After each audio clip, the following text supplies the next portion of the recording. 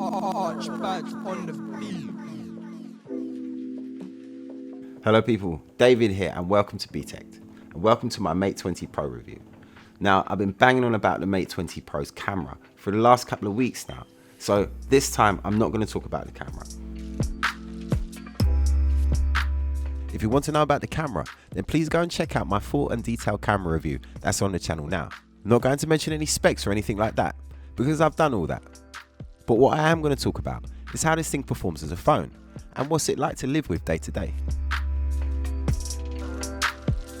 Hey, if you like what I'm doing here at Btekt, and I know that some of you do because I've had some really amazing comments and I'm so grateful. So it would be great if you could hit the subscribe button, double tap the notification bell and smash the like button for me. So let me start with the handling. The hyper-optical pattern on the back of this emerald green version does give you a little bit of grip, and the curved edges make it feel comfortable in the hand. As with all phones, a case is recommended, and I got myself the official Huawei flip case. I've also got it set up with the facial recognition, which means it's incredibly fast to unlock. When I open up the flip, it recognizes me and straight away it's unlocked. And when I close it back, it locks itself. It's super convenient and saves battery. As well as the face unlock, there is the in-display fingerprint scanner. I find the face unlock to be very reliable and will recognize me in pretty much any light conditions. But the fingerprint scanner is there as a backup. It is a bit slower than normal fingerprint scanners, but it's pretty cool to actually have that kind of technology on your phone. And it has been improved with recent updates, and I'm sure they will continue to improve it. Once unlocked and inside the phone, well, we have this very nice OLED QHD Plus screen with a tall 19.5:9 aspect ratio, which makes it feel quite slim and easy to hold. I remember thinking before I saw the Mate 20 Pro that it's going to be a big device, but it's quite a lot more compact than I thought it would be. And it's a great size, plenty of screen but still relatively pocketable. We're running Android 9 with EMUI 9 on top, and we have the new navigation gestures. They're not selected by default, so if you want to use them you have to go into the settings to switch them on. There's 3 different styles to choose from, but in my opinion, the gestures are the best way to get around.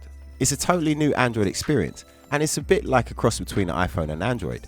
I really like it, and when you start using it, you won't go back to the old way. You just swipe up from the bottom to go back to the home screen, or swipe up and hold to see the list of apps in use, and you can swipe in from the left or the right to go back. I think Huawei have dropped this exactly at the right time, because I can imagine that quite a few iPhone users are thinking about switching right now, because if you come from Apple to this phone, you'll be right at home. The navigation will feel very familiar to you and you'll get on just fine. And it's the little things, like you can't accidentally turn the ringer volume down. The physical buttons just turn up or down the media volume if you hit them by mistake, which is a feature of Android 9. It was something that really used to get on my nerves. On so many previous Android phones, I've had that problem of missing calls because I didn't know the volume was down. Another great thing about this phone is the battery life. It really is that good. So good that I've found myself tending to lean on it a bit, meaning that I don't charge it as much as I should do. But even if I forget to charge it one night, I know that I can wake up in the morning and put it on charge for 15 or 20 minutes with the supplied 40-watt supercharger and easily get through the day. Huawei claimed that the battery will last 33% longer than the Note 9 and 38% longer than the iPhone XS Max. And charging, they say, is an incredible 440% faster than the XS Max with its supplied 5-watt charger. The reverse charging function that allows you to wirelessly charge any other device that's compatible with Qi wireless charging by just placing it back to back with the Mate 20 Pro. As cool as that is, I've not found the need to use it so far, and it's going to be one of those things that you don't use very often, if ever, but it's still a really cool feature to have.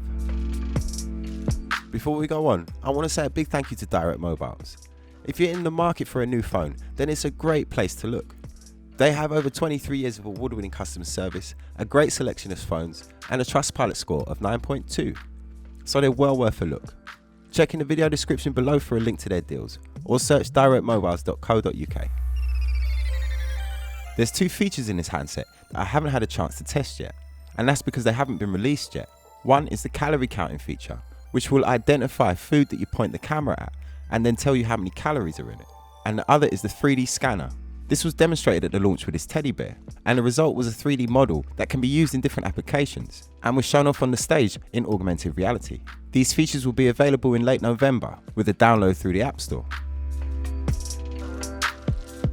The Wi-Fi signal is excellent, fast and reliable. The Mate 20 Pro has the fastest modem available at the moment, and Huawei say that you can stream 4K video without it buffering, which is very impressive.